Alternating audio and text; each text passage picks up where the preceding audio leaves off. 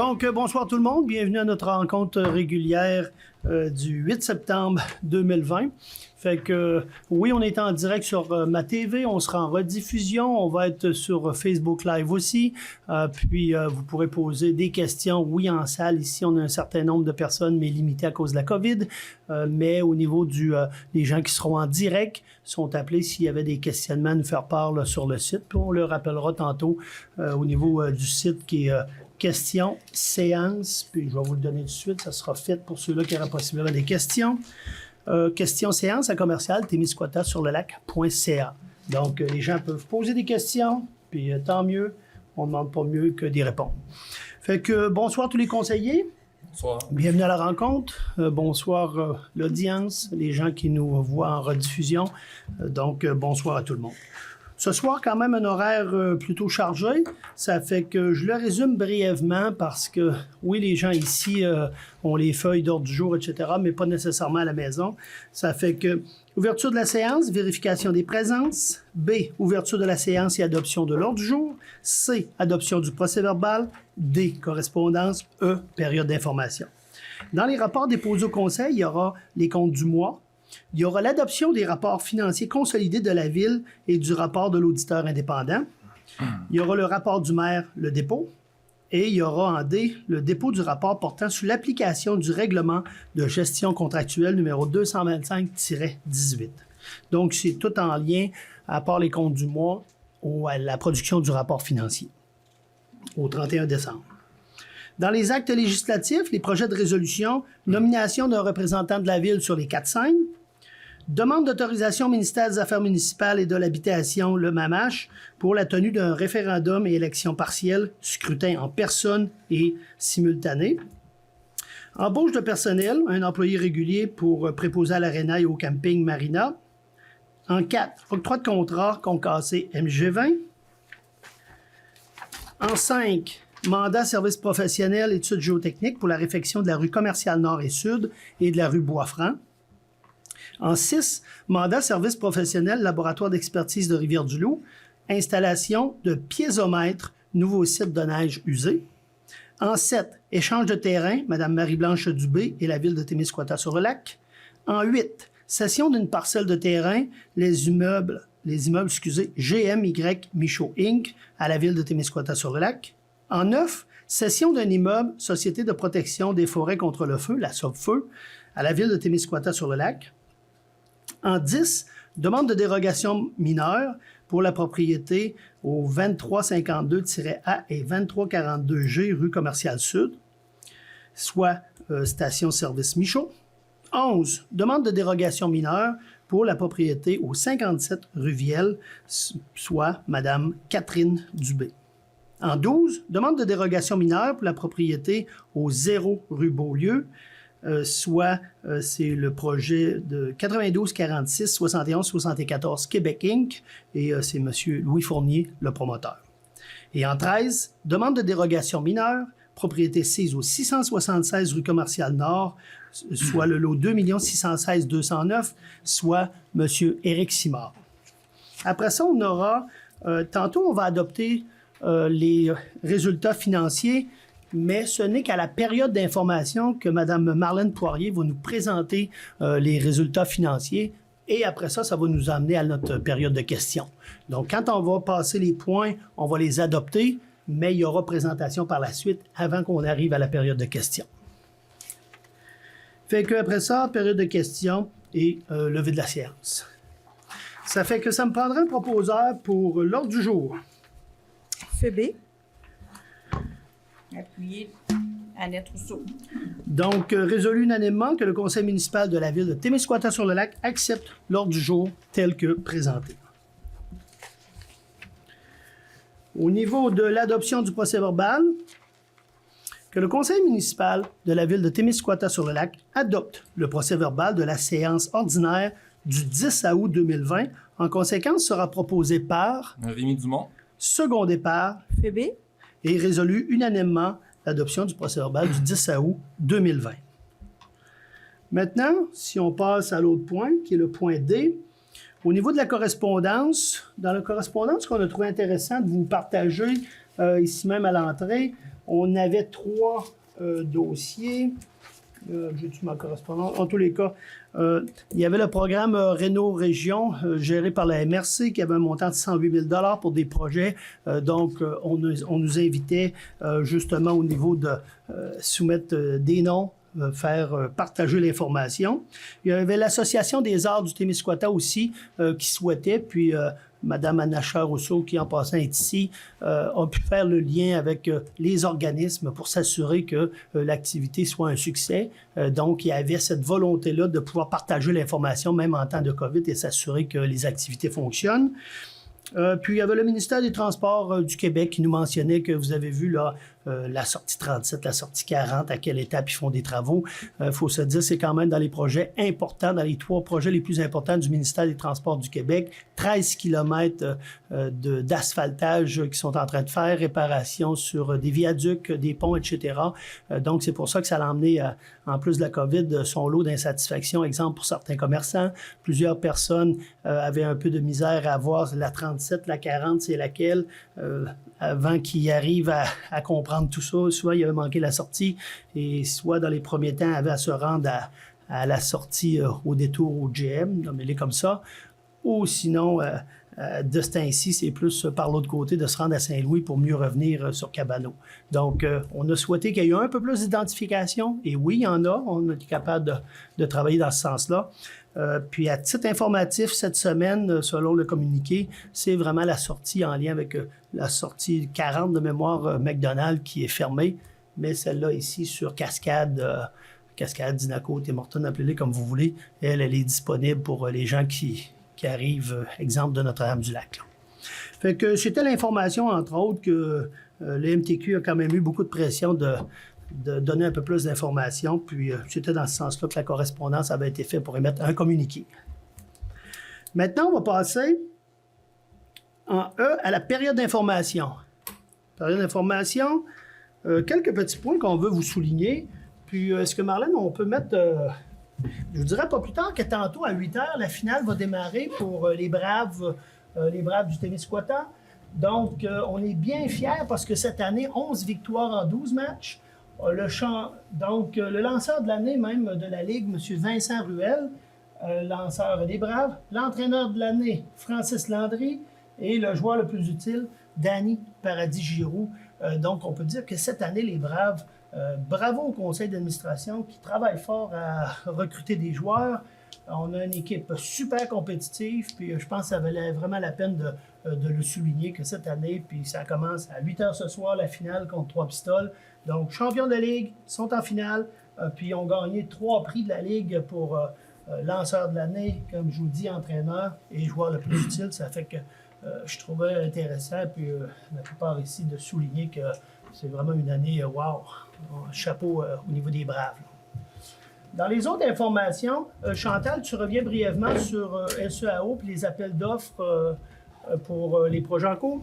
Oui, bien, je commencerai par dire qu'il y aura une séance extraordinaire le 21 septembre prochain.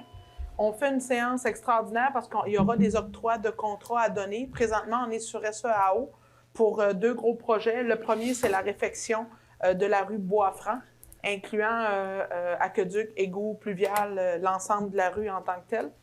Et il y a également la démolition de la dalle de fil la tulipe, c'est-à-dire ce qui est resté de béton là.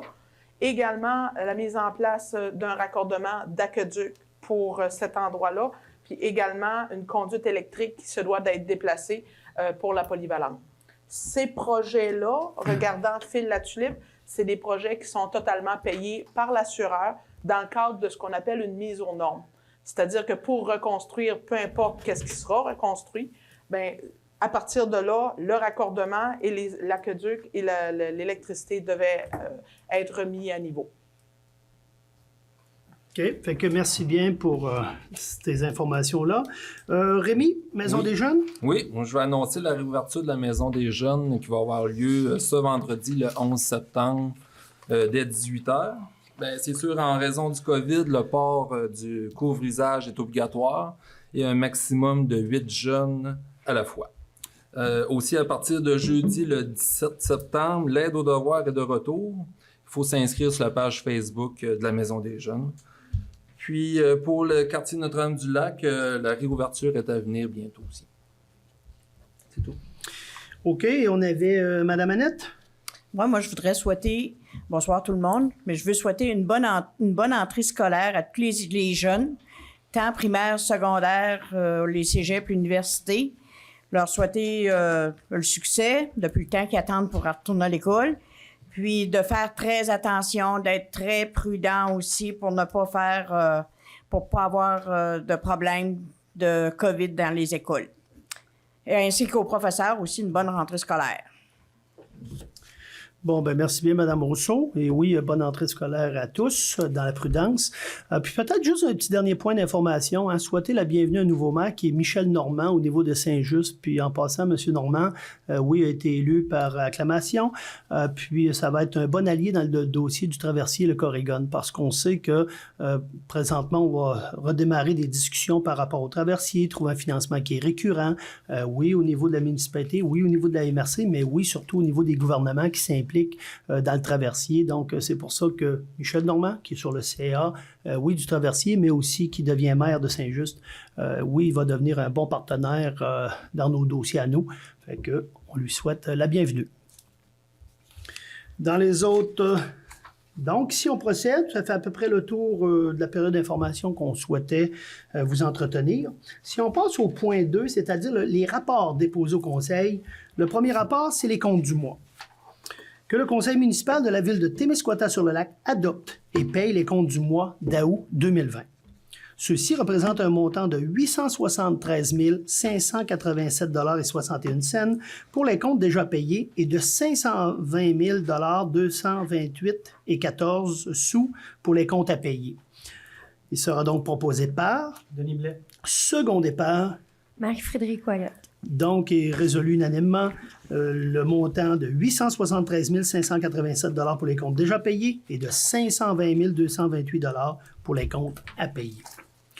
L'ensemble des conseillers a eu réponse à ces questions tantôt par rapport aux comptes? Oui. Oui. Bon, bien fait. Fait que ça va nous amener au point B, que le dépôt et l'adoption du rapport financier consolidé de la Ville. En lien avec la COVID, le ministère des Affaires municipales avait donné une extension jusqu'à la fin août pour produire les résultats. Donc, comptabiliser les comptables qui viennent, etc., les auditeurs qui viennent nous rencontrer. Ça fait que c'est pour ça qu'il était même prêt fin juillet, si je ne m'abuse, Marlène, mais ils sont produits ce soir au niveau du dépôt. Fait que dépôt et adoption du rapport financier consolidé de la Ville de Témiscouata-sur-le-Lac et du rapport de l'auditeur indépendant. Attendu qu'en vertu de l'article 105.1 de la loi sur les cités et villes, la secrétaire trésorière doit déposer le rapport financier consolidé de la Ville ainsi que le rapport de l'auditeur indépendant pour l'exercice financier se terminant le 31 décembre 2019. Attendu que, selon ce même article, un avis public a été publié dans le journal Info Dimanche en date du 2 septembre 2020.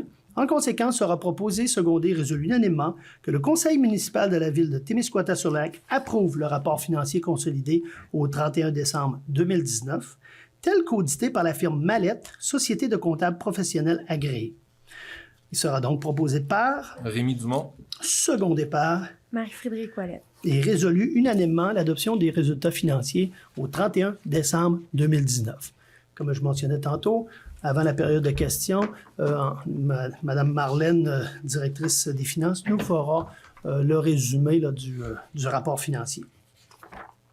Ça nous amène cela au rapport du maire. Donc, c'est un dépôt. Seulement un dépôt, pas besoin d'adopteur et proposeur secondaire.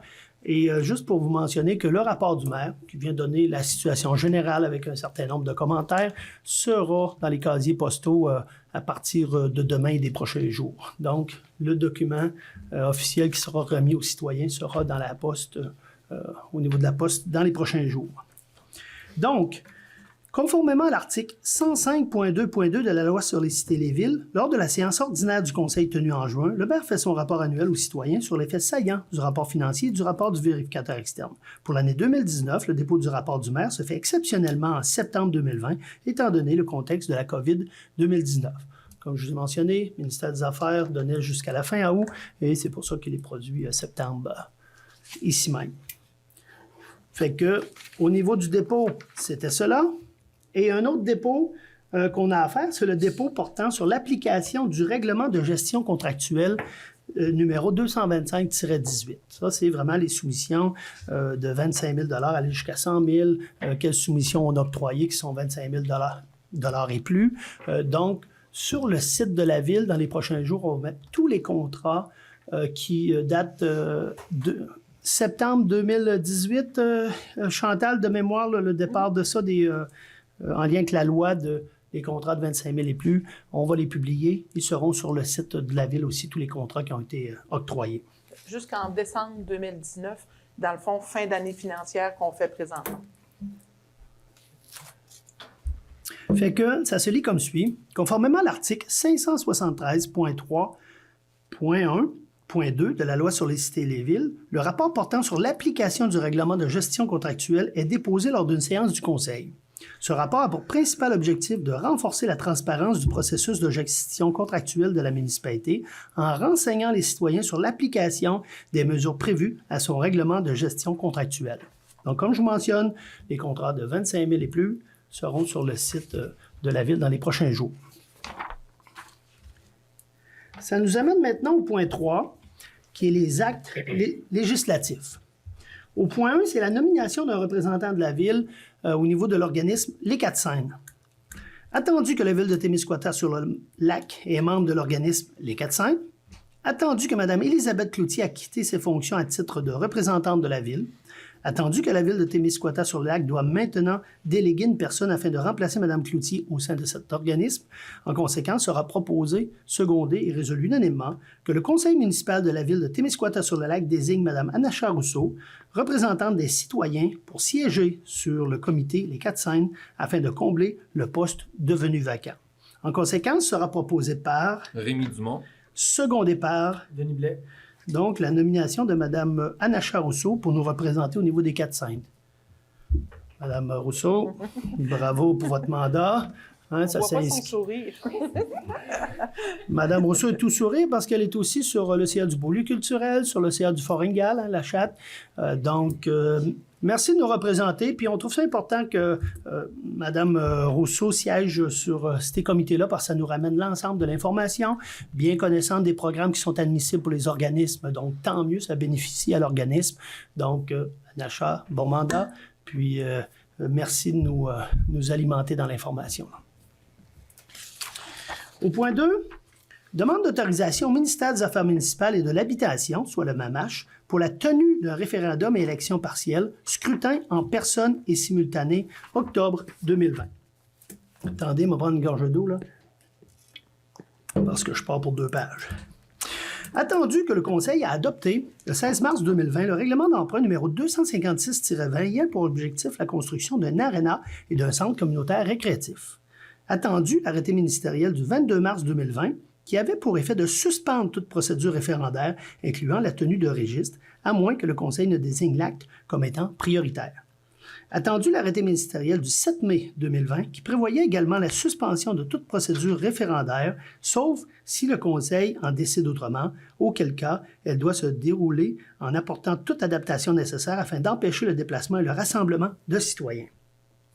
Attendu par la résolution numéro 20-06-107, adoptée le 1er juin 2020, le Conseil a décidé de remplacer le processus d'enregistrement des personnes habiles à voter par un processus de dépôt de demande, conformément à l'arrêté ministériel du 7 mai 2020. Attendu que, suite à ce processus, la Ville a reçu 672 demandes, alors que 417 étaient requises pour qu'un scrutin référendaire doive être tenu, afin d'assurer le suivi du règlement concerné. Attendu que le Conseil a constaté que le processus effectué par consultation écrite des personnes habiles à voter sur le règlement d'emprunt 256-20 n'a pas permis à ces citoyens de se prononcer librement et en toute confidentialité, étant donné les pressions présentes lors du dit processus. Attendu que, suite à ce constat, le Conseil veut s'assurer d'éviter une situation de pression indue lors de la tenue du scrutin référendaire à venir, Attendu que la réalisation du projet visé par le règlement numéro 256-20 soulève des débats et que le Conseil juge essentiel que l'ensemble des citoyens, dans le cadre d'un référendum, puissent s'exprimer librement, sans contrainte ou influence, la journée du scrutin, dans le respect des règles prévues à la loi sur les élections et les référendums dans les municipalités. Attendu que les règles prévues à cette loi prévoient des garanties déontologiques et impératives, secret du vote, absence d'influence par des signes publicités ou autres sur les lieux du vote, etc., qui permettra à l'ensemble des personnes habiles à voter de Témiscouata-sur-Lac de pouvoir se prononcer soit favorablement ou défavorablement au dit règlement. Attendu dans le contexte politique particulier de Témiscouata-sur-Lac, il est ainsi impératif que les scrutins référendaires électoraux se tiennent en personne. Attendu que le référendum visant le règlement d'emprunt 256-20 relatif à la construction d'un aréna et d'un centre communautaire récréatif devrait se tenir en octobre 2020 dans le but de permettre à la Ville, le cas échéant, de procéder aux appels d'offres nécessaires dès le mois de janvier 2021 afin d'obtenir de meilleurs prix et débuter la construction des infrastructures au printemps 2021.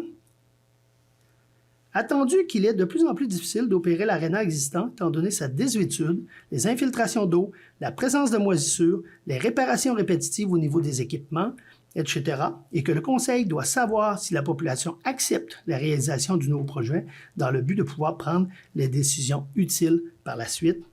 Attendu la lettre de démission d'une conseillère au siège numéro 6, datée du 21 décembre 2019, et l'avis de vacances de ce poste en date du 3 février 2020. Attendu, les cas de COVID-19 sont très faibles au Bas-Saint-Laurent. Attendu que la tenue en simultané des scrutins référendaires électoraux permet de diminuer les coûts liés à la mise en place de ces événements, ainsi que de réduire les déplacements à un seul pour les citoyens. Attendu que la Ville s'engage à appliquer toutes les règles et mesures mises en place par la santé publique à l'effet de respecter la distanciation sociale, le port du masque, le lavage des mains, un crayon par électeur, etc., afin d'assurer la sécurité de ses citoyens lors de la tenue des scrutins référendaires et électoraux en simultané, attendu que la Ville souhaite que chaque citoyen puisse exercer son droit de vote conformément à la loi sur les élections et les référendums dans les municipalités de façon libre et qu'il représente la volonté réelle de chacun en toute discrétion et confidentialité.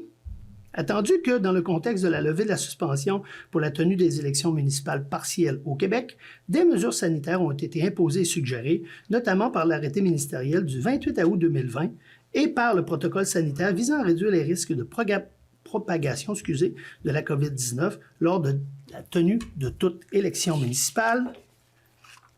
Attendu que ces mesures peuvent tout à fait être mise en place dans le contexte d'un processus référendaire, attendu que la Ville dispose d'espaces adéquats pour la tenue d'un scrutin référendaire et d'un scrutin électoral, afin de respecter les règles sanitaires permettant notamment une distanciation sociale. En conséquence, sera proposé, appuyé et résolu unanimement que le Conseil municipal de la Ville de Témiscouata-sur-Lac demande à la ministre Mme André Laforêt, ministre des Affaires municipales et de l'Habitation, l'autorisation de tenir un scrutin référendaire en personne, conformément à la loi sur les élections et les référendums dans les municipalités, tout en respectant toute mesure sanitaire qui lui serait imposée. Que puisse également se tenir à la même date un scrutin électoral partiel en simultané visant à remplacer le poste de conseillère au siège numéro 6 et que, conformément à l'article 568 de la loi sur les élections et les référendums dans les municipalités, la ministre permette au Conseil de fixer le scrutin référendaire, même si la demande d'autorisation prévue au premier alinéa du dispositif de la présente résolution n'est pas accordée, à une date postérieure au délai prévu au premier alinéa de l'article 568, mais au plus tard le 15 novembre 2020 ou toute autre date fixée par la ministre. Que copie de la présente résolution soit également transmise par la directrice générale au directeur général des élections ainsi qu'à la direction régionale du ministère des Affaires municipales et de l'Habitation. Donc, un paragraphe, l'article 568, qui semble être lourd à comprendre, c'est nous qu'on souhaite une réponse avant le 15 novembre. C'est ça que ça vient dire, parce que si on souhaite procéder au printemps prochain, c'est de là qu'on vient fixer un certain délai. Donc, en conséquence, sera proposé par Marc-Frédéric Ouellet. Secondé par Denis Blais et résolu unanimement de faire demande au ministère des Affaires municipales pour pouvoir justement voter sur ce projet-là, puis pouvoir le concrétiser et pouvoir l'expliquer, voter dessus, puis ça nous permettra d'avoir l'opinion des gens de façon démocratique. Juste un petit commentaire, M. Ouellette. Dans le fond, ça s'est déjà ébruité là, dans les journaux qu'on allait faire une demande.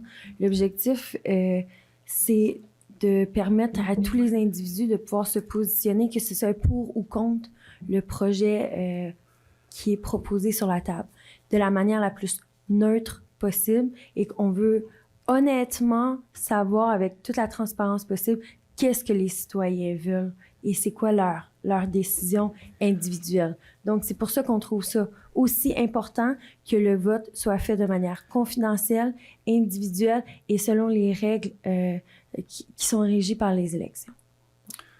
Merci, Mme Ouellette.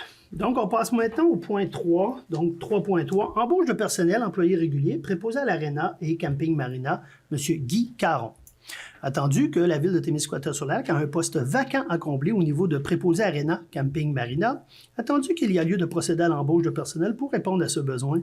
En conséquence, sera proposé, secondé, résolu unanimement que le conseil municipal de la ville de Témiscouata-sur-Lac procède à l'embauche de M. Guy Caron comme employé régulier pour effectuer les fonctions reliées au poste de préposé Arena Camping Marina.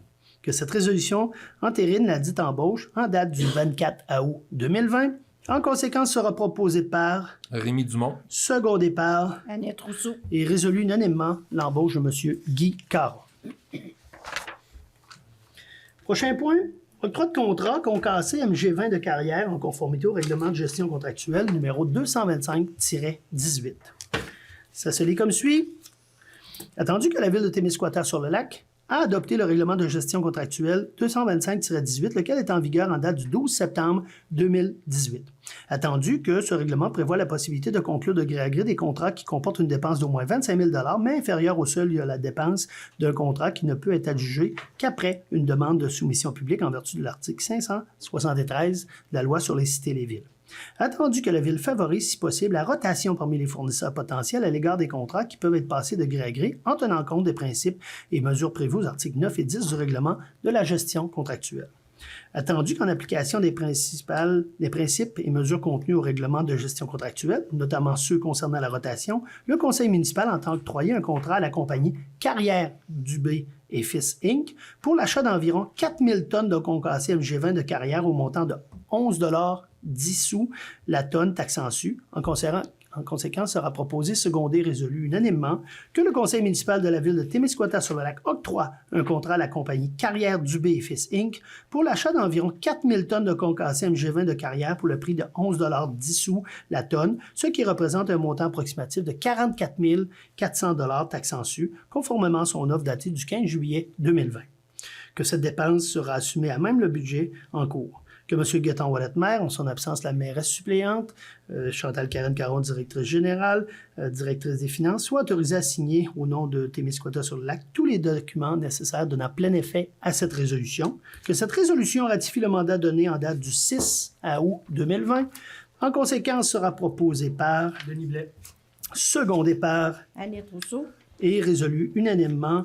Donc, contrat concassé MG20 à Carrière Dubé et Fils pour un montant de 11 10 la tonne, 4 000 tonnes pour 44 400 $ environ. Ça va bien, on a déjà une page de notre ordre du jour de fait. Point numéro 5, mandat de service professionnel, études géotechniques pour la réfection de la rue commerciale Nord et Sud et sur la rue Boisfranc, en conformité avec le règlement contractuel 225-18. Donc, attendu que la ville de Témiscouata-sur-le-Lac a adopté le règlement de gestion contractuelle numéro 225-18, lequel est en vigueur en date du 12 septembre 2018. Attendu que ce règlement prévoit la possibilité de conclure de gré à gré des contrats qui comportent une dépense d'au moins 25 000 $, mais inférieure au seuil de dépense d'un contrat qui ne peut être adjugé qu'après une demande de soumission publique en vertu de l'article 573 de la loi sur les cités et les villes. Attendu que la Ville favorise, si possible, la rotation parmi les fournisseurs potentiels à l'égard des contrats qui peuvent être passés de gré à gré en tenant compte des principes et mesures prévus à l'article 9 et 10 du règlement de gestion contractuelle. Attendu qu'en application des principes de mesures contenus au règlement de gestion contractuelle, notamment ceux concernant la rotation, le conseil municipal entend octroyer un mandat à la firme Englobe Corporation pour la réalisation des études géotechniques requises relativement au projet de réfection de la rue commerciale Nord et commerciale Sud, ainsi que la rue des Bois-Francs au montant de 54 770 $ taxe en su. En conséquence, sera proposé, secondé, résolu unanimement que le conseil municipal de la ville de Témiscouata-sur-le-Lac octroie un mandat à la firme Englobe Corporation pour la réalisation des études géotechniques requises relativement au projet de réfection de la rue Commerciale Nord, Commerciale Sud, ainsi que la rue Boisfranc, au montant de 54 770 taxes en su, conformément à son offre datée du 15 juillet 2020. Que cette demande sera assumée à même le programme Fonds pour l'infrastructure municipale d'eau, FIMO, et le programme de la taxe sur l'essence et de la contribution du Québec, soit la TEC. Que Gaétan Ouellet-Maire, mairesse suppléante, Chantal Caron-Caron, directrice générale, directrice des finances, soit autorisée à donner plein effet à cette résolution. Que cette résolution ratifie le mandat donné en date du 15 juillet 2020. En conséquence, sera proposée par... Rémi Dumont. Secondé par... Phébé Serrois. Donc, est résolu unanimement la firme Englobe, études de services professionnels géotechniques, Commercial Nord, Commercial Sud et Boisfranc. Puis pour les commerciales, on est en attente d'un retour du programme FIMO. Puis les nouvelles vont s'annoncer probablement prochainement et on devrait être dans les nominés. Fait que ça nous amène sur le point 6, un autre mandat de service professionnel au laboratoire d'expertise de Rivière-du-Loup, soit l'installation de piézomètres pour le nouveau site des neiges usées. Attendu qu'en vertu de la loi sur la qualité de l'environnement, il est exigé qu'une bonne gestion des neiges usées soit effectuée périodiquement, attendu que suite aux recommandations émises dans le rapport du programme des suivis des eaux souterraines, il y a lieu d'installer 2 piézomètres ainsi que procéder à l'échantillonnage de l'eau souterraine sur le nouveau site des neiges usées, attendu que les travaux seront réalisés sur le guide d'aménagement des lieux d'élimination de neige et mise en œuvre du règlement sur les lieux d'élimination des neiges du ministère de l'Environnement, attendu que la firme LER a déposé une offre de service afin de compléter ce mandat en date du 14 juillet 2020. En conséquence, sera proposé, secondé, résolu unanimement que le conseil municipal de la ville de Témiscouata-sur-le-Lac mandate la firme LER pour effectuer ce mandat, et ce, pour un montant de 6 210,33 $, taxes en su, conformément à son offre datée du 14 juillet 2020. Que Gaétan Ouellet-Maire, mairesse suppléante, Chantal Caron-Caron, directrice générale, directrice des finances, soit par les présentes autorisées à donner plein effet et signer en lien avec cette résolution. Que cette résolution ratifie le mandat donné en date du 15 juillet 2020. En conséquence, sera proposé par... Denis Blais. Secondé par... Rémi Dumont. Et résolu unanimement. Donc, installation de 2 piézomètres, c'est-à-dire tuyaux, un genre de senseur pour la qualité de l'eau dans le sol, pour le site à neige usée, pour un montant de 6 210,33 $, pour la firme que je mentionnais, LER.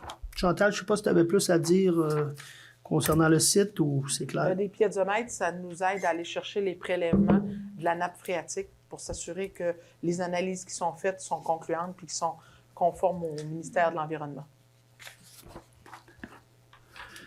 Prochain point, point 7. Échange de terrain, Mme Marie-Blanche Dubé et la ville de Témiscouata-sur-le-Lac.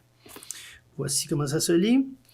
Attendu qu'un échange de terrain est nécessaire afin de permettre à la compagnie Excavation Joseph Dumont 1997 Limité d'effectuer des travaux de drainage, soit les fossés, sur le lot 6 380 223 dans le but de diriger les eaux pluviales dans le cours d'eau Caron. Attendu que ces travaux permettront à la compagnie de régler la problématique de gestion des eaux pluviales du développement domiciliaire Carré-Dumont.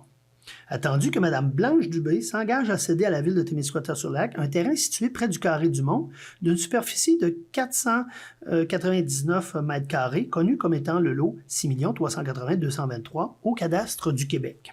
Attendu qu'en contrepartie, la ville de Témiscouata-sur-le-Lac cède en échange un terrain bornant la propriété de Mme Marie-Blanche Dubé, soit le 2512 rue Commerciale Sud, d'une superficie de 518,6 mètres carrés, connu comme étant le lot 4 764 722 au cadastre du Québec. Attendu que les parties conviennent que cet échange de terrain est accepté de part et d'autre, soit dans l'état où il se trouve, sans aucune garantie de la part des cessionnaires autres que les titres de propriété. En conséquence, sera proposé, secondé, résolu unanimement que le conseil municipal de la ville de Témiscouata-sur-le-Lac procède à l'échange mentionné ci-haut avec Mme Marie-Blanche Dubé, que cet échange soit consenti à titre gratuit, étant donné que ces parcelles de terrain sont de superficie similaire et de même valeur, que la Ville de Témiscouata-sur-le-Lac mandate la firme Côté Ouellet-Petit-Vierge afin de préparer l'acte à intervenir dans ce dossier, que les frais de notaire soient à la charge de la Ville, et comme à l'habitude, Gaétan Ouellet, maire suppléant, directeur général, directrice des finances, soient autorisés à donner plein effet à cette résolution. En conséquence, sera proposée par, Annette Rousseau. secondée par Denis Blais. et résolu unanimement. Donc, échange de terrain, régler un problème de pluvial qu'il y avait avec le Carré du Mont. Puis, c'est vraiment pour régler une problématique qui était existante en lien avec le pluvial. Chantal, un petit mot ou tout est clair? Non, c'est clair, je pense. Si c'est clair, on poursuit. En 8, c'est la cession d'une parcelle de terrain, mais les immeubles GMY Michaud Inc. à la Ville de Témiscouata-sur-le-Lac. Et ça se lit comme suit. Attendu qu'en 2008, la compagnie Les Immeubles GMY Michaud Inc. devait céder une parcelle de terrain à l'ancienne ville de Notre-Dame-du-Lac afin que celle-ci prolonge le réseau d'aqueducs et d'égouts sanitaires sur une rue protégée devant alimenter un projet, devant alimenter un projet multifamilial. Attendu que l'ancienne ville de Notre-Dame-du-Lac a effectué des travaux d'infrastructure alors que la cession de la rue projetée, adjacente à la rue Monseigneur-Gagnon, n'a jamais été finalisée. Attendu que la ville de Témiscouata-sur-le-Lac, souhaite régulariser cette situation. En conséquence, sera proposé, secondé et résolu unanimement que la compagnie Les Immeubles GMY Michaud Inc. cède à la ville de Témiscouata-sur-le-Lac le lot 6 385 539 du cadastre du Québec, que cette cession se fasse pour le prix total d'$1 payable à la signature de l'acte, que la ville de Témiscouata-sur-le-Lac mandate la firme Côté Ouellet-Petit-Vierge afin de préparer l'acte à intervenir dans ce dossier, que les frais de notaire soit à la charge de la Ville, que M. Gaétan Ouellet, maire, en son absence mairesse suppléante, Chantal Caron-Caron, directrice générale, directrice des finances, soit présent, autorisé à signer, donnant plein effet à cette résolution. Et sera proposé par, Annette Rousseau. secondé par Rémi Dumont. et résolu unanimement. Donc, comme on mentionnait, projet qui avait vu le jour en 2008, qui ne s'est pas concrétisé. Certains travaux avaient déjà été faits. C'est sûr que pour nous, oui, on va régulariser une situation du passé en 2008, mais c'est pas prévu dans le plan triennal de finaliser cette portion de route-là. Fait que Chantal, je sais pas si tu veux en dire plus par rapport à ça, mais c'est pour régler un vieux dossier, là. Ben oui, moi, on m'a informé de la situation. C'est surtout le fait que quand ça a été fait en 2008, il y a un suivi qui n'a pas été fait dans le sens de céder cette rue-là, même si elle n'est pas terminée. Et c'est dernièrement, c'est les propriétaires en tant que tels qui sont en train de régulariser, qui se sont rendus compte que cette rue-là n'avait pas été cédée. Dans conséquence, moi, j'ai une résolution de l'ancienne ville de Notre-Dame qui dit qu'elle accepte la cession pour $1 et tout ça. Fait qu'on n'a pas le choix d'honorer l'engagement de la ville de Notre-Dame à cet égard-là. C'est pour ça qu'aujourd'hui, on finalise le dossier. Aujourd'hui, il n'y a pas de projet qui vient justifier un investissement additionnel pour ces terrains-là. Ultérieurement, s'il y a des gens qui ont un intérêt pour faire un projet, bien, on comprend que l'aqueduc l'égout sera déjà mis en place. C'est beau, fait que merci. On est rendu à 9 de 13 dans nos actes. Donc, ça se lit comme suit. C'est-à-dire au 1207 chemin du Golfe, soit le lot 2 615 669. Attendu que la Société de protection des forêts contre le feu, la SOFFEU, est propriétaire d'un immeuble situé au 1207 chemin du Golfe devenu inutilisé depuis quelques années, attendu que celle-ci décide s'en départir en l'offrant à la ville de Témiscouata-sur-le-Lac pour la somme de $1, attendu que la ville est intéressée par cette acquisition, étant donné qu'elle est déjà propriétaire du terrain sur lequel l'immeuble est érigé et que ce bâtiment sera utilisé afin d'entreposer divers équipements de la ville, attendu que la ville s'engage à mettre fin au bail amphithéotique intervenu avec la SOFFEU le 22 juin 70, attendu que les parties conviennent que cette cession est acceptée de la part et d'autre, soit dans l'état où il se trouve, sans aucune garantie de la part des cessionnaires, autre que le titre de propriété. En conséquence, sera proposé, secondé et résolu unanimement que la Société de protection des forêts contre le feu cède à la ville de Témiscouata-sur-le-Lac l'immeuble situé au 1207 Chemin du Golfe sur le lot 2 615 669 du cadastre du Québec, que cette cession se fasse pour le prix total d'$1 payable à la signature de l'acte, que la ville de Témiscouata-sur-le-Lac mandate la firme Côté-Wallet-Tivierge afin de préparer l'acte à intervenir dans ce dossier, que les frais de notaire soient à la charge de la ville. En conséquence, comme à l'habitude, Gaétan Ouellet-Maire, directeur général, directrice des finances, soit autorisé à donner plein effet à cette résolution. Il sera donc proposé par, Fabrice Roy. secondé par Denis Blais, et résolu unanimement donc de procéder au bâtiment de la Sopfeu. Pour ceux qui connaissent un peu le bâtiment qui est voisin du McDonald's ici, puis le fond de tête déjà à la ville, pour $1, oui, on aura peut-être 10 à 15 000 $ pour faire certaines rénovations à l'intérieur, mais ça va nous donner quand même 3 portes, dont 2 qui serviront pour le service des loisirs et une porte pour la sécurité publique. N'est-ce pas, Chantal? Oui, c'est bien ça. Donc, c'était quand même une offre qui était fort intéressante parce que du côté de Cabano, il faut se le dire, il y avait moins de place à possiblement faire de l'entreposage au niveau de la ville là, et certaines choses qu'on a là. Fait que c'est cela.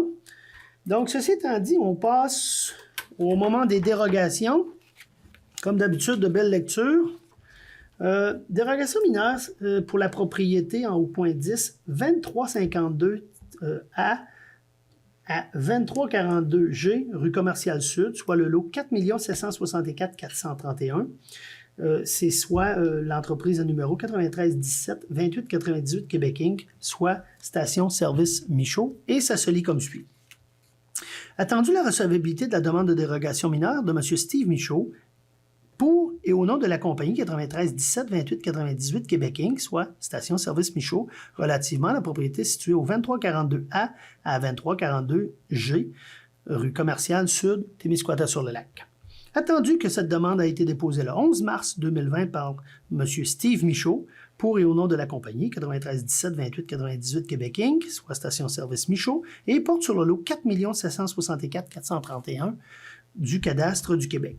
Attendu que cette demande vise à permettre l'agrandissement d'un dépanneur de 4,8 mètres de profondeur dans la marge de recul avant, bornant sur la rue Commerciale Sud, alors qu'il est stipulé à l'article 8.1.2 du règlement de zonage que la marge de recul avant minimale requise est de 9 mètres, tandis qu'actuellement, elle est de 6,05 mètres. La marge de recul restante sera donc de 1,25 mètres, soit une dérogation mineure de 4,8 mètres. Attendu qu'il est également nécessaire de rendre réputée conforme la marge de recul avant existante du bâtiment principal de 9 mètres à 6,05 mètres, soit une dérogation mineure de 2,95 mètres. Attendu que le demandeur ne dispose plus de l'espace nécessaire pour maximiser ses activités commerciales à l'intérieur du dépanneur. Attendu que les membres du comité consultatif d'urbanisme recommandent que l'agrandissement conserve un aspect extérieur similaire à celui déjà existant, soit lambris de bois, toiture monopente, ceci afin de conserver un meilleur aspect visuel. Attendu que des cas similaires ont déjà été accordés, attendu que les frais de cette demande ont été acquittés, attendu la recommandation favorable du comité de consultatif d'urbanisme. En conséquence, sera proposé par Rémi Dumont. secondé par Denis Blais. et résolu unanimement, donc dérogation. Pour faire une histoire courte, là, c'est sur le devant du dépanneur, c'est au lieu d'un bâtiment qui avait été demandé pour 12 par 20, ça va être du 14 par 16 pour pouvoir agrandir le côté réfrigéré à sa demande. Est-ce que je m'explique suffisamment, Chantal, sur la demande ou Rémi qui est sur le comité consultatif? En fait, c'est pour ça. C'est pour agrandir sa chambre froide. Il n'y avait pas d'autre place possible. Oui, puis on souhaitait que ça approche pas trop du côté de la commerciale. C'est pour ça qu'on a réussi à trouver un terrain d'entente. Ça fait que c'est pour ça que la dérogation, elle est faite. Prochaine dérogation mineure, c'est le 57 rue Viel, le lot 5 227 753, soit Mme Catherine Dubé. Ça se lit comme suit. Attendu la recevabilité de la demande de dérogation mineure de Mme Catherine Dubé relativement à la propriété située au 57 rue Viel à Témiscouata-sur-le-Lac. Attendu que cette demande a été déposée le 26 mai 2020 par Mme Catherine Dubé et porte sur le lot 5 227 753 du cadastre du Québec. Attendu que cette demande vise à permettre la construction d'un garage dans la cour avant bornant l'emprise de la rue Viel, alors qu'il est stipulé à l'article 5.3.2 du règlement de zonage qu'un bâtiment secondaire ne pourra empiéter en deçà de la ligne de recul avant du bâtiment principal. Actuellement, le bâtiment principal est situé à 20,82 mètres de l'emprise de la rue Viel, alors que le bâtiment accessoire sera à 2,5 mètres de l'emprise, soit une dérogation mineure de 18,32 mètres.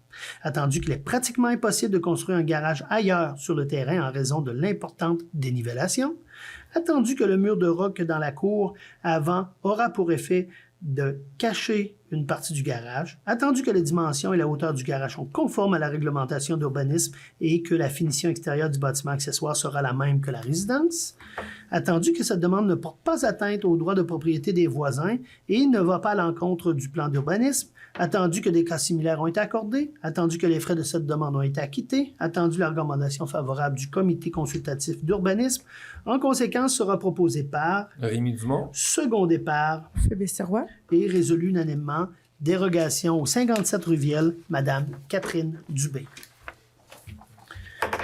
On poursuit dans les demandes de dérogation. On est rendu au point 12. C'est dérogation mineure pour la propriété au 0 rue Beaulieu, soit le lot 6 267 657, soit le 92 46 71 74 Québec Inc. C'est le projet de M. Louis Fournier. Attendu la recevabilité de la demande de dérogation mineure de M. Louis Fournier pour et au nom de la compagnie 92 46 71 74 Québec Inc. relativement à la propriété située au 0 rue Beaulieu à Témiscouata-sur-le-Lac. Attendu que cette demande a été déposée le 20 avril 2020 par M. Louis Fournier pour et au nom de la compagnie 92 46 71 74 Québec Inc. et porte sur le lot 6 267 657 au cadastre du Québec. Attendu que cette demande vise à permettre le lotissement d'un camping privé de 65 places d'une superficie minimale de 10,67 mètres de façade par 22,86 mètres de profondeur pour un total de 195 mètres carrés, desservi par le réseau d'aqueducs et d'égouts, alors qu'il est stipulé à l'article 6.1 du règlement de lotissement 07-90 qu'un terrain desservi par le réseau d'aqueducs et d'égouts sanitaires situé à moins de 300 mètres d'un lac doit avoir une profondeur minimale de 45 mètres. Sur les 65 terrains, environ 35 terrains ne peuvent se conformer à cette réglementation. Donc, une dérogation mineure de 22,14 mètres de profondeur pour chacun des terrains situés à moins de 300 mètres du lac Témiscouata. Attendu que le projet de camping dans la zone CA5 est conforme au schéma d'aménagement de la MRC de Témiscouata et ainsi qu'au plan d'urbanisme de la ville. Attendu que ce genre de camping, vente de terrain, prend un essor considérable et que la demande est de plus en plus grandissante au Québec relativement à ce type d'hébergement.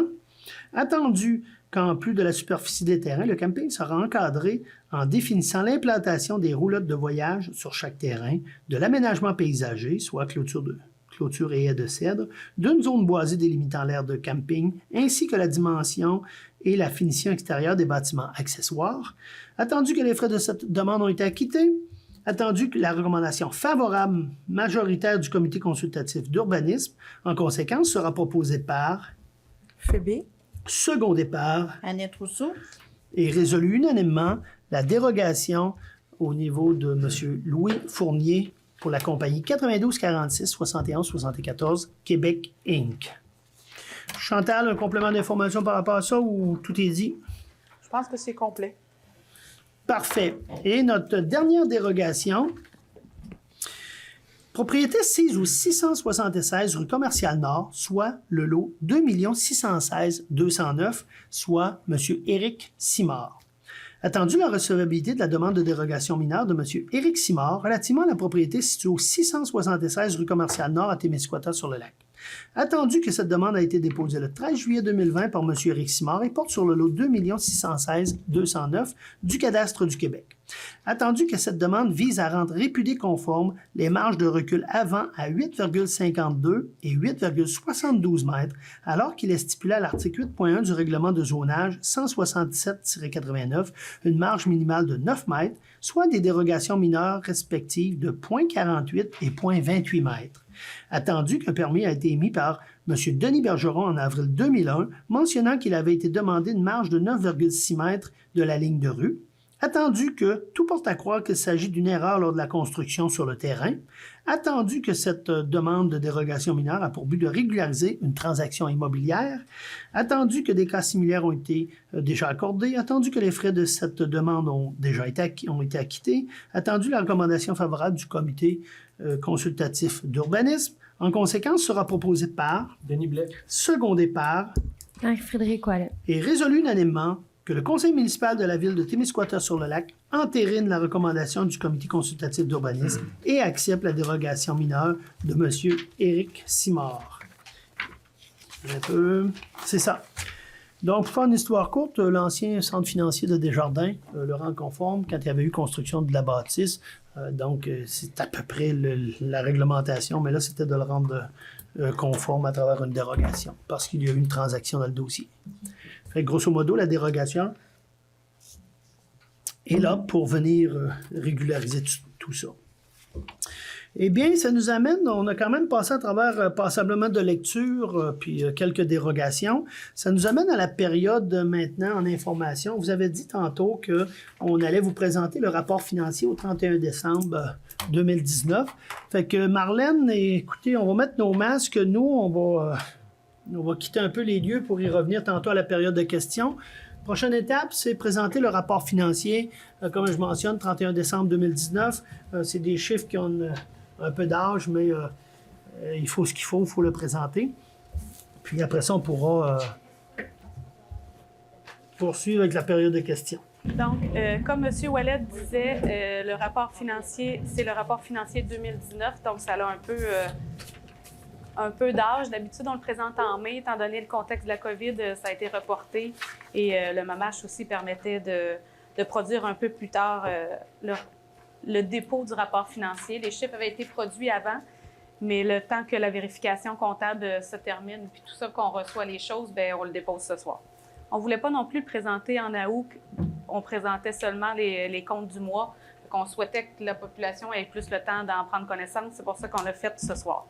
Donc, ce qu'on va vous présenter, on va vous faire une petite mise en contexte sur qu'est-ce que contient le rapport financier, puis on va vous revenir sommairement sur 3 points d'information, soit est-ce qu'on a respecté le budget, où on en est avec l'endettement et comment vont les surplus accumulés et les revenus reportés.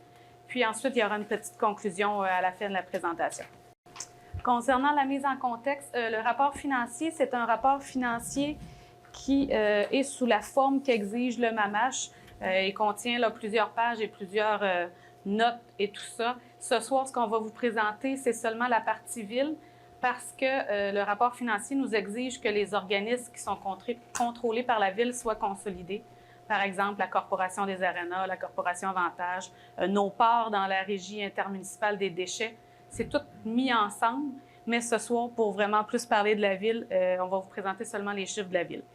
Le sommaire aussi de l'information financière va être sur le site de la ville. C'est quelques pages des états financiers qu'on va vous mettre aussi complètement. Puis, cette année, l'auditeur indépendant était la firme Mallette. Puis, les rapports sont inclus. Les rapports de la firme sont inclus. Puis, il n'y a pas de réserve aux rapports. C'est des rapports standards.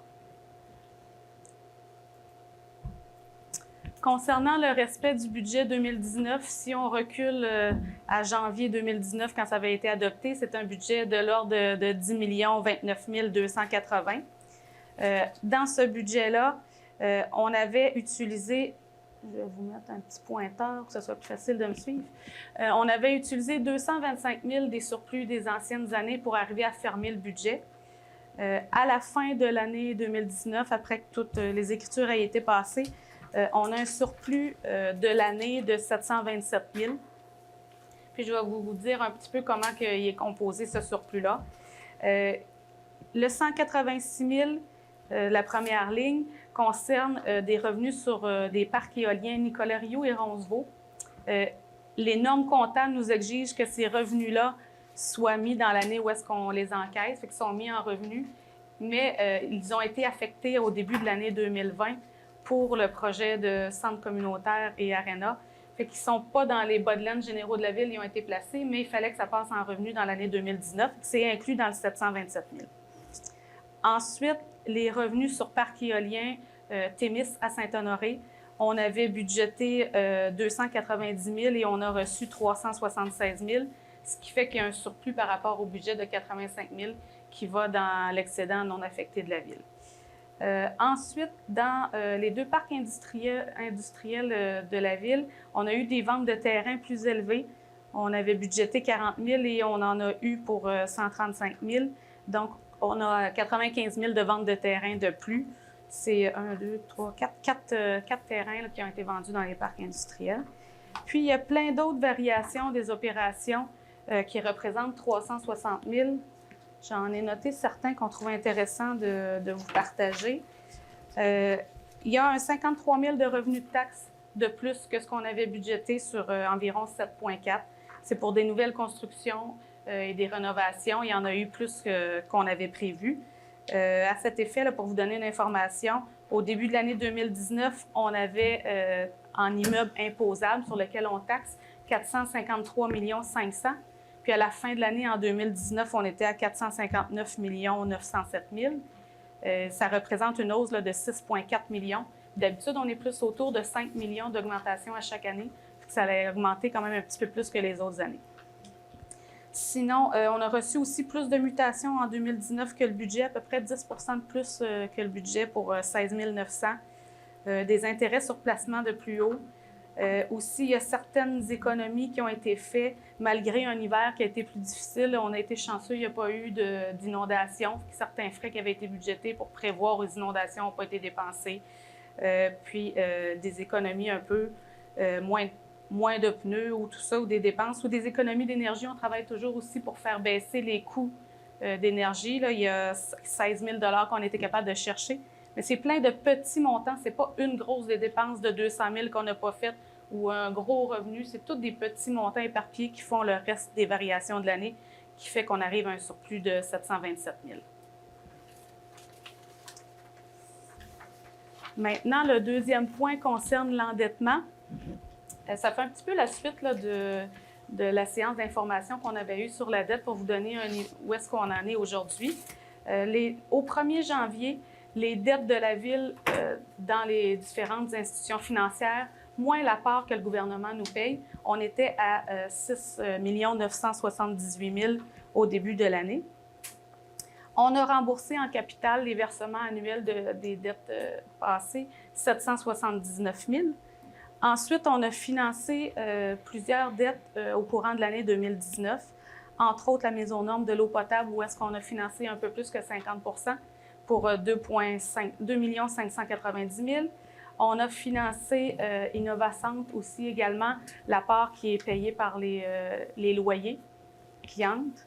Ensuite de ça, c'est des montants plus petits. La taxe d'assises 2014-2019 aussi qui a été financée. Par contre, ce 479 000-là doit être réduit de la nouvelle créance à recevoir du gouvernement de 459 000.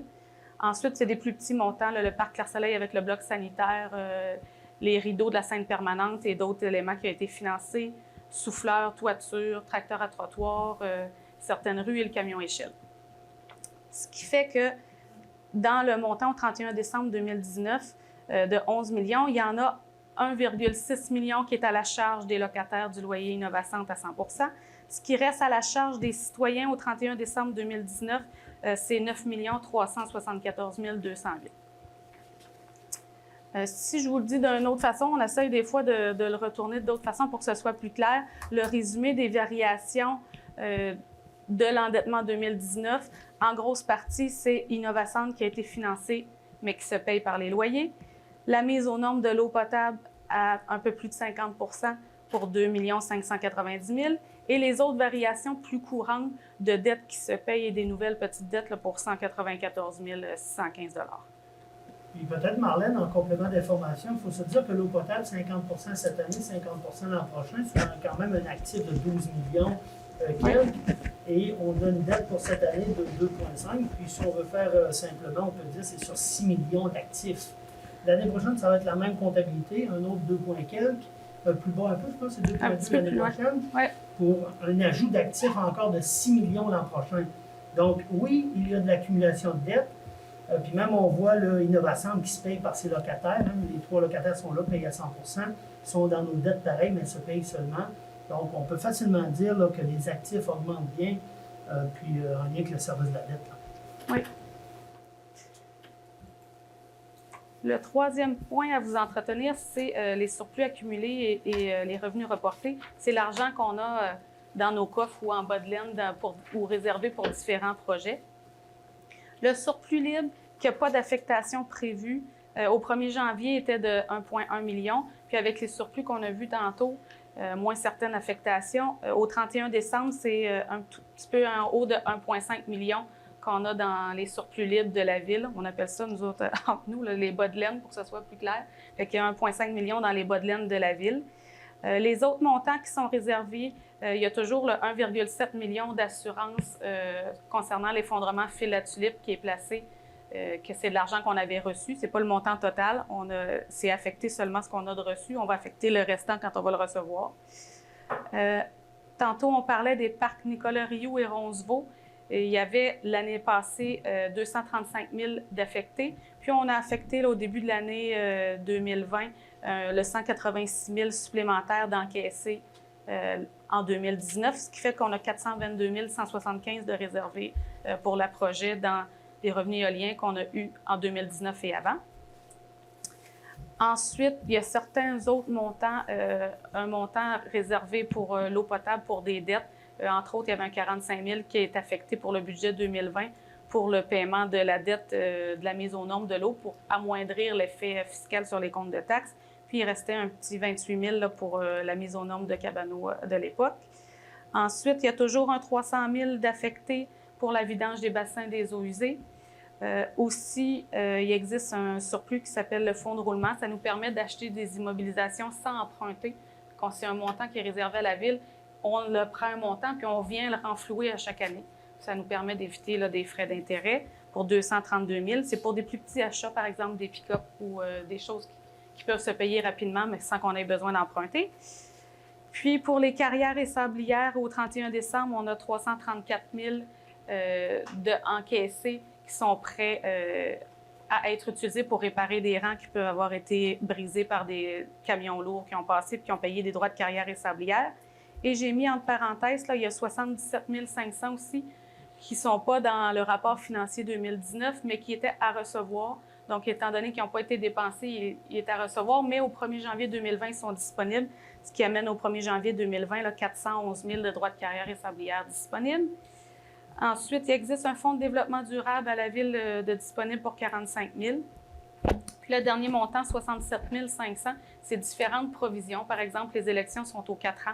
On ne veut pas imposer les citoyens sur leur compte de taxes plus élevé aux 4 ans, qu'on s'accumule des petits montants pour des dépenses récurrentes sans imposer quand la dépense passe là, une fois aux 3 ans ou 4 ans. Ce qui fait que les surplus accumulés et les revenus reportés à la ville passent de 4,2 millions à environ presque 4,8 millions dans les surplus et argent disponible ou affecté à la ville. Ce qui nous amène à la conclusion, je vais laisser M. Ouellet faire la Donc, en conclusion. résumé, l'ancienne fait comprendre avec le masque. Ce qu'on voit, c'est sûr qu'en lien avec le respect du budget, on a dit plus de revenus, moins de dépenses. Donc, on est agréablement à voir que les droits de mutation, l'augmentation de la taxation, tout le développement qu'on fait porte fruit. Donc, à certains égards, il y a eu plus de revenus par rapport à ça. Plus de revenus par rapport aux éoliennes et on en est bien content aussi. Au niveau de l'endettement, vous avez vu, on a commencé, on avait 7 millions, on a payé 780 000 par année de remboursement régulier. Les principales dépenses ont été l'eau potable, mais il faut se souvenir que l'eau potable, comme je mentionne, c'est un actif de 12,9 millions, puis qui nous amène cette année 2,5 millions de dettes. L'an prochain, on va rajouter un autre 6 millions d'actifs pour 2,2 millions d'endettement. Donc, peut-être que l'endettement augmente, mais le nombre d'actifs qui est relié à ça est drôlement intéressant. Puis pour ce qui est du 1,6 d'Innovassemble, il se paye par les propriétaires présentement étant donné qu'on a 3 locataires, les 3 locataires font de la bonne business, bien, tant mieux pour nous. C'est une dette qui est là, mais qui se paye par les locataires. Donc, on peut dire qu'au niveau de l'endettement, c'est vraiment sous contrôle. Les revenus aussi, comme on mentionnait, respecter un budget de 10 millions, puis on finit avec 727 000 de réserves. Bon, on en est drôlement content. Puis beaucoup de rigueur aussi dans l'administration. Félicitations Chantal, Marlène et l'équipe, parce que tous les postes budgétaires sont scrutés à la loupe. Donc, plus de revenus, moins de dépenses, un bas de ligne à 720 quelques mille. Puis on avait dit que si on fait le projet, on prendrait de la réserve à 500 000 pour le mettre dans le projet. Bien, on a la capacité de dire aux gens, oui, la santé financière de la ville de Témiscouata-sur-le-Lac, ça va bien. On en fait la démonstration. Et c'est pour ça, comme je mentionnais, qu'il y avait des surplus accumulés, puis qui sont prévoyants parce que 1 million point quelques pour une municipalité, on n'est pas là pour faire d'engranger des bas de laine, mais quand on a des projets aussi importants pour une ville en développement comme on l'est, bon, on est content d'avoir un coussin puis pouvoir affecter occasionnellement des sommes à ça. Fait que ça fait pas mal le tour, je dirais, Marlène. Je ne sais pas si tu avais autre chose à compléter. Non, ça va. Sinon, c'est avec beaucoup de satisfaction que je vais enlever mon masque. Fait que c'est cela. En résumé, écoutez, même si les chiffres sont vieux, puis que le ministère nous a permis de se rendre jusqu'à fin août pour les produire, ben soyez certains que la rigueur est au rendez-vous, les excédents sont au rendez-vous, puis ça ne va que bien parce que même cet été, les permis de construction, on aura les chiffres dans les prochains temps, mais c'est une année qui est excellente en permis. Puis qui dit permis, ben dit autant achat, rénovation. Hein, peut-être la COVID a eu beaucoup d'inconvénients, mais il y a au moins eu certains avantages parce qu'il y en a pas mal qui ont rénové.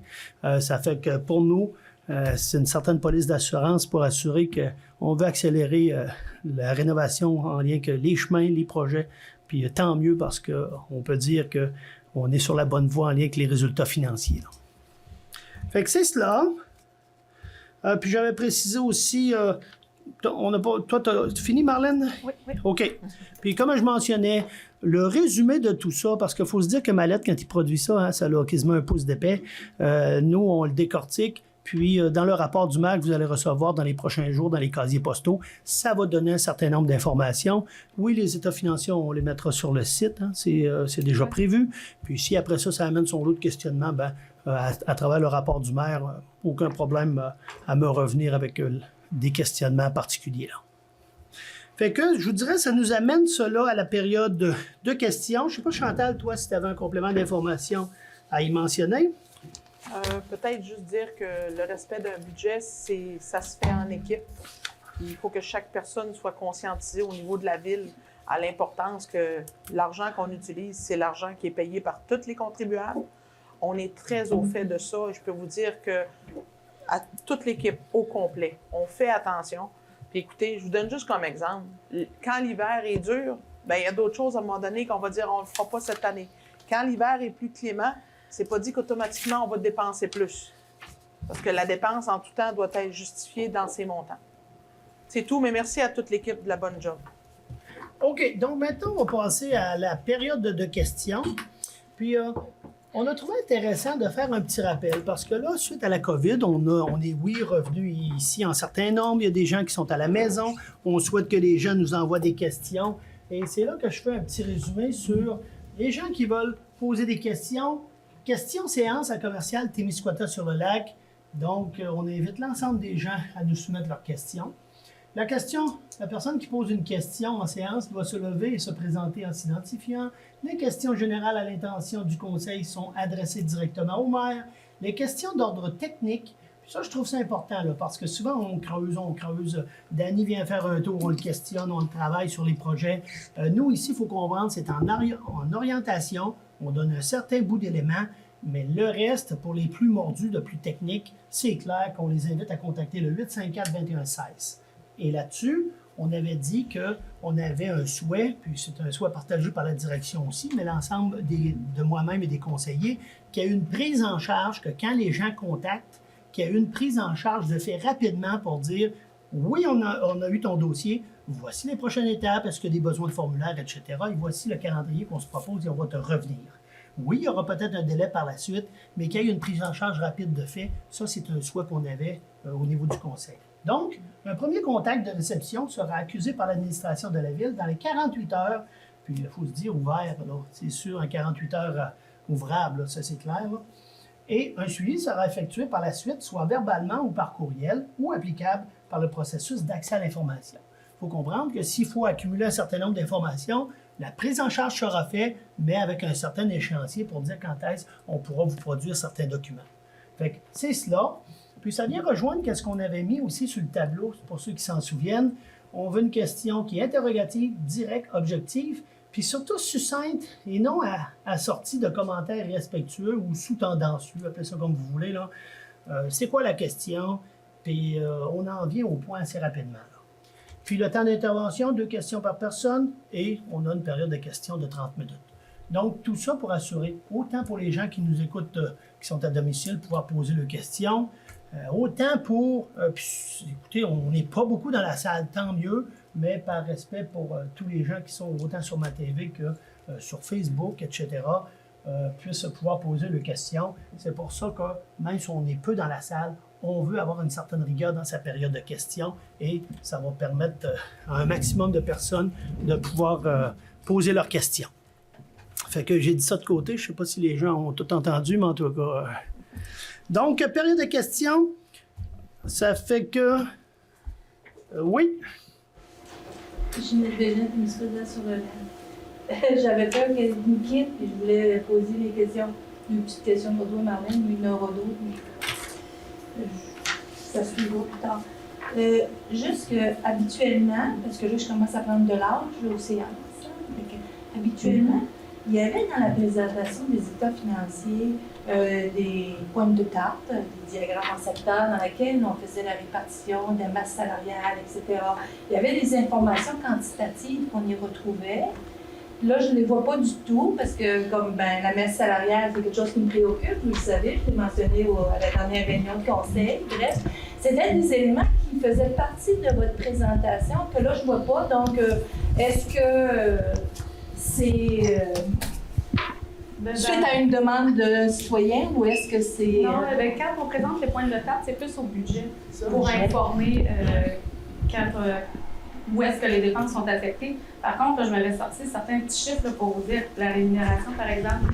Si on prend les salaires bruts, je ne prends pas les avantages sociaux, mais ça vous donne une idée. Au budget initial, là, on avait 3 54 202. Puis le solde cumulé au 31 décembre, là, on est tombé, c'est presque exceptionnel, là, parce que d'habitude ça varie, là, 3 53 247. La masse salariale, il n'y a vraiment pas eu de jeu, c'est tombé pile poil dans ce qu'on avait prévu. C'est plus au budget, mais il n'y a pas de variation majeure par rapport à un secteur, un petit peu moins aux travaux publics, il y a eu des économies. Mais c'est vraiment des variations petites au travers qui font que les secteurs vont tous respecter le budget. Mais ça ressemble, là, vous ressortiriez les points de table du budget 2019, puis ça serait copié-collé à 90 Ça, c'était la première.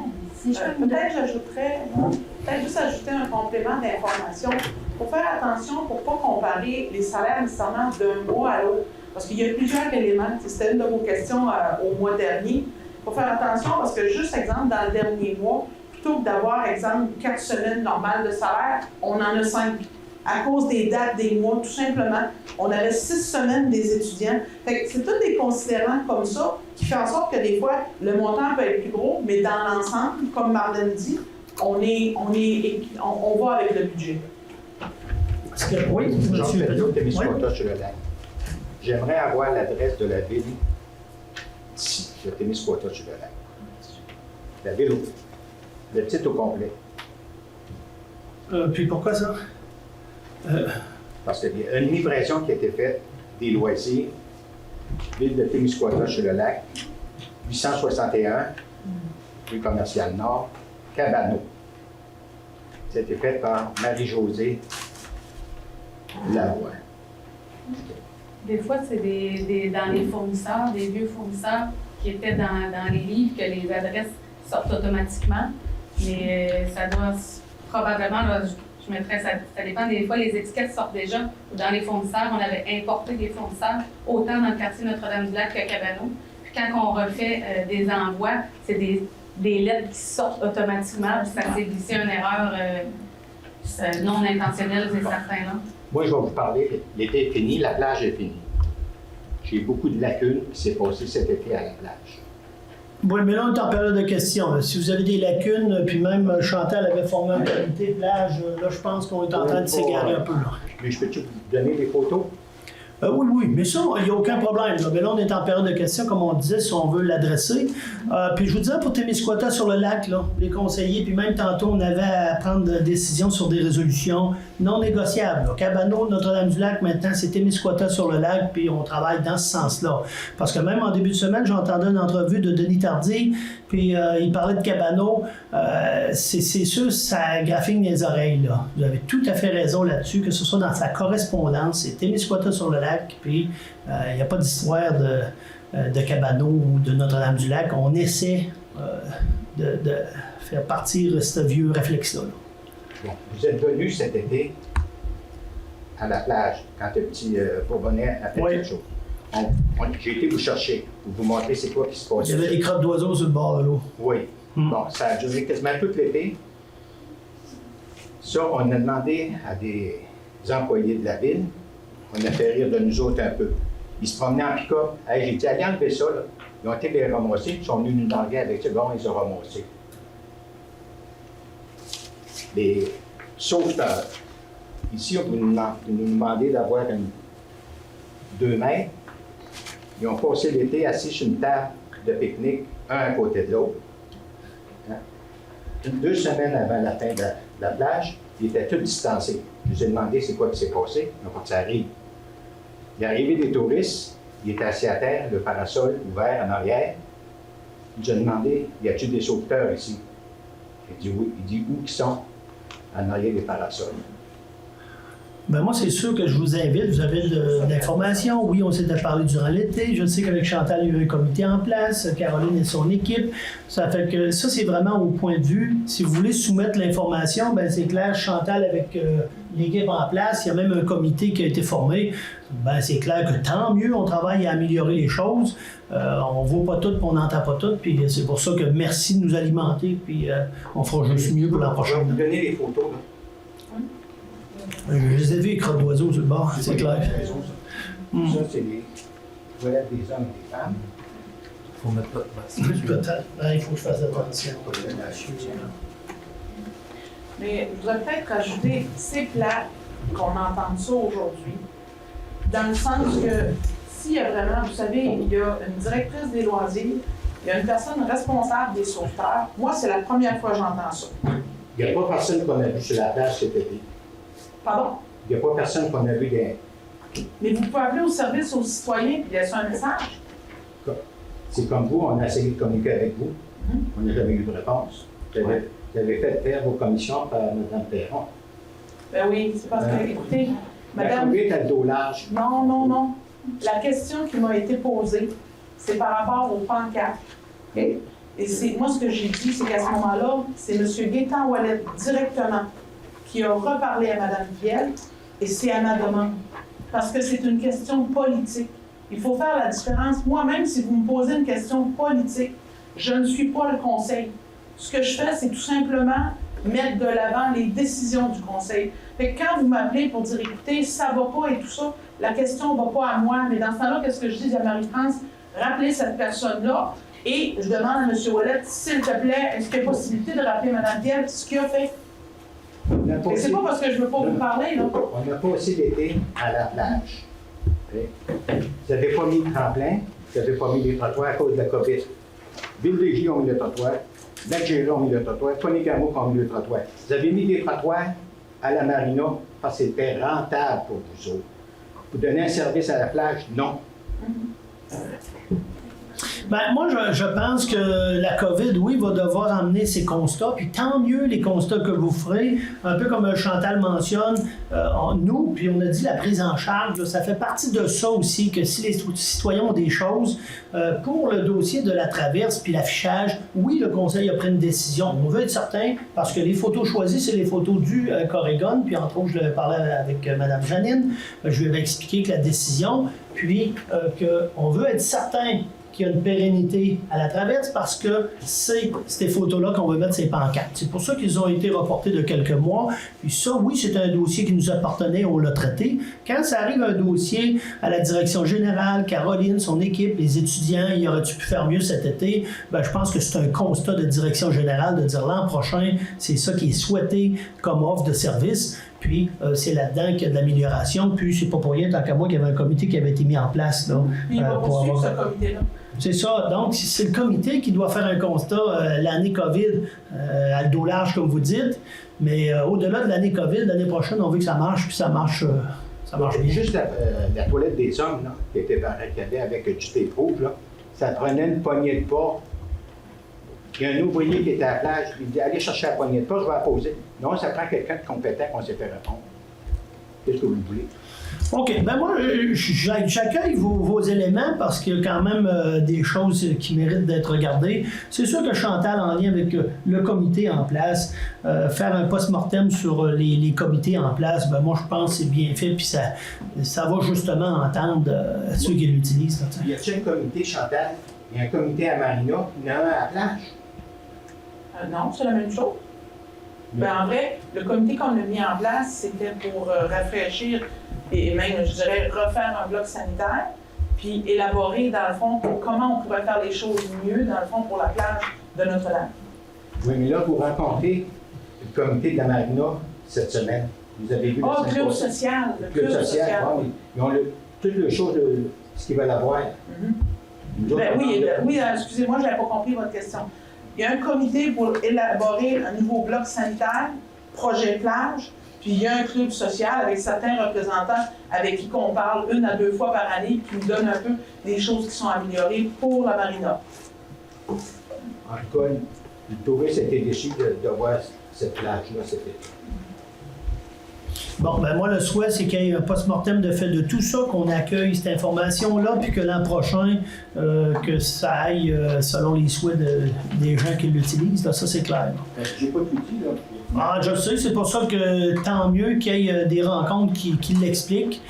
Puis ça, c'est au niveau de la direction. Nous, au niveau des conseillers, on n'agit pas sur Caroline parce que c'est en lien direct avec la direction générale. Ça fait que si on souhaite que les étudiants ou les sauveteurs ne soient pas à côté de l'autre puis qu'ils respectent la COVID, bien, soit c'est adressé, mais c'est adressé par la direction générale. C'est pas le maire, les conseillers qui débarquent là, hey, toi le jeune, tasse-toi. Normalement, il y a une façon de procéder qui est la direction générale qui met en place les procédures. Parce qu'il y a même des choses qu'on a demandé aux sauveteurs. Ils ont dit comment on les demanderait, on n'a pas de réponse. Il y a une bonne chose à faire là-dedans. C'est clair que mon souhait à moi, c'est qu'il y a une bonne chose. On est en élaboration des plans pour le bloc sanitaire, parce qu'on va se revoir, on va vous les présenter. La liste que vous avez là, amenez-la, on va en discuter ensemble, incluant Sophie aussi, qui se doit d'être là au niveau de la direction des loisirs. Mais si je peux me permettre, parce que je l'ai déjà demandé, je leur demande, vous pouvez peut-être faire un appel à la population pour le comité, puis parler avec le monde de Notre-Dame, qu'est-ce qu'ils veulent. Moi, je sais qu'il y a 3 personnes sur le comité, je les aime beaucoup, mais on pourrait diversifier le comité. C'est une parenthèse pour faire en sorte de rejoindre plus de monde. OK, mais attendez, là-dessus, au niveau du comité, là, nous, on y a été simplement avec les usagers. Tu sais, monsieur qui est là, c'est un usager de la plage avec sa conjointe. Fait que les gens qui sont là, c'est des gens qui connaissent la plage. C'est sûr et certain qu'on aimerait ça, on mettre peut-être 10 personnes sur ces comités-là.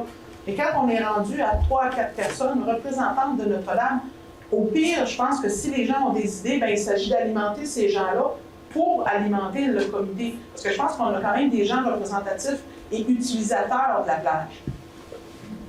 OK, fait qu'on passe, Marlène, la portion de votre question. Ça serait la suivante, Marlène.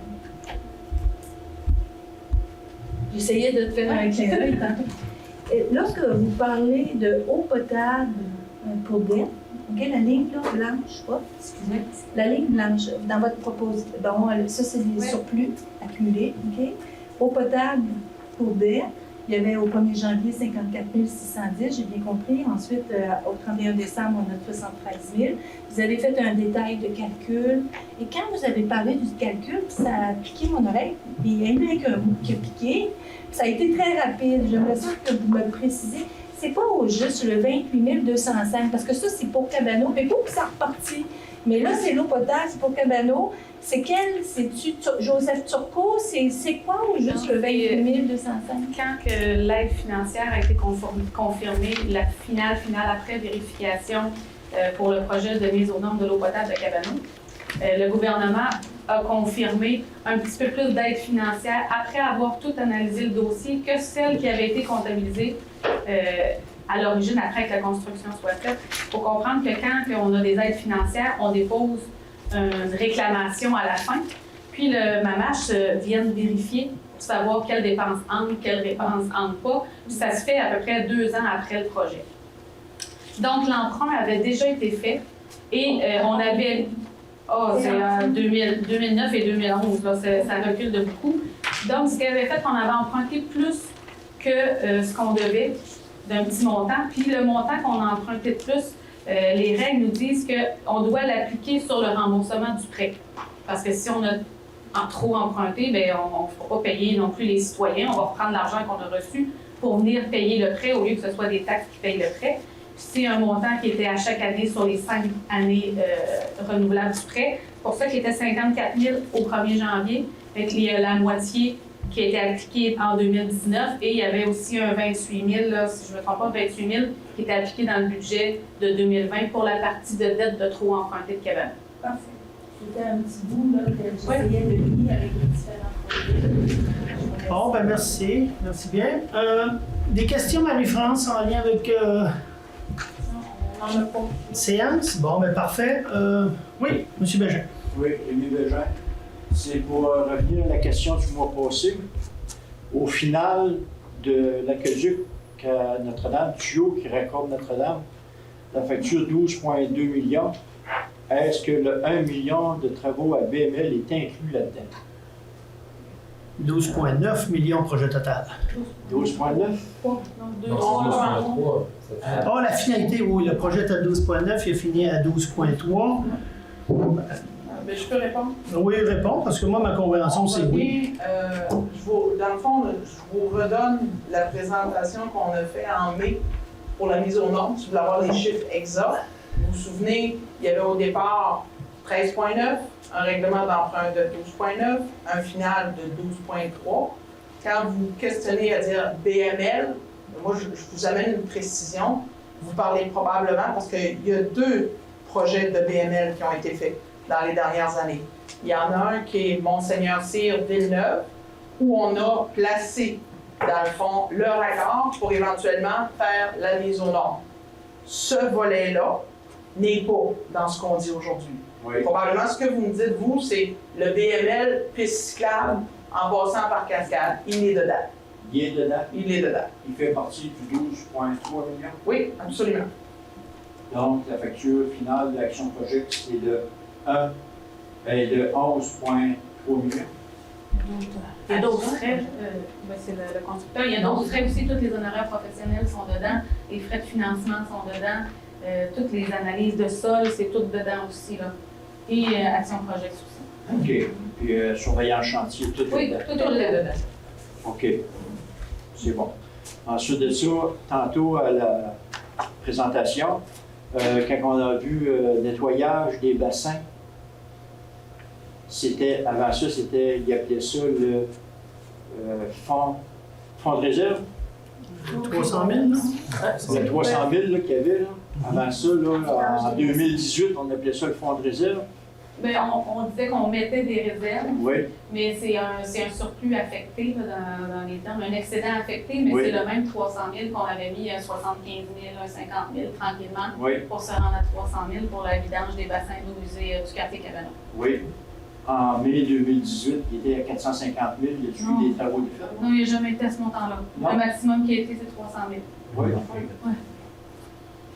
Il y a même des années, dans le cadre de certains budgets, qu'on n'a pas mis de sous parce qu'on trouvait qu'on en avait quand même pas mal. Fait qu'aux alentours de 300 000, on est assez à l'aise de dire qu'on peut faire les travaux qui devraient être planifiés pour le printemps prochain. OK. Et c'est certain que ça n'a jamais dépassé Je 300. sais qu'à un moment donné, on avait dit qu'on estimait que la dépense tournerait autour de 400 000, Mais à un moment donné, on s'est revisé dans les possibilités qu'il y a, mais ça n'a jamais été plus haut que 300 000. Il n'y a pas eu de soustraction. Tout ce qui est dans les excédents, soit que ça passe par le budget, par le rapport financier ou par pas par le rapport financier, c'est pas vrai, soit que ça passe par le budget ou en résolution. On n'a pas le droit de jouer dans les surplus, dans les excédents, s'il n'y a pas de résolution ou si ce n'est pas dans le budget. OK. Les comptables vérifient aussi cette section-là là, dans le rapport financier. Je ne doute pas ce que les comptables vérifient, là, mais je peux mettre en doute ce qui a été dit ici. Mais ça n'a jamais été plus haut que 300 000. Il n'y a pas d'argent qui ont été soustraits. OK, donc, Monsieur de ma TV, est-ce que c'est le temps de dire bonsoir? Donc, étant donné qu'il est 9 heures, on va poursuivre quelques minutes la période de questions ici. Il n'y a pas eu beaucoup de questions du public, mais s'il y en a, comme on mentionnait, 854-2116, on va pouvoir vous donner de l'information complémentaire. Donc, bonne fin de soirée à tout le monde. Puis, on se dit à une prochaine rencontre. Puis, il y aura une rencontre spéciale, comme Chantal le mentionnait, le 21 septembre, parce que on a 2 appels d'offres en cours présentement. Donc, on fera une réunion spéciale pour pouvoir adopter selon les soumissions qui auront sorti. Donc, bonne fin de soirée tout le monde.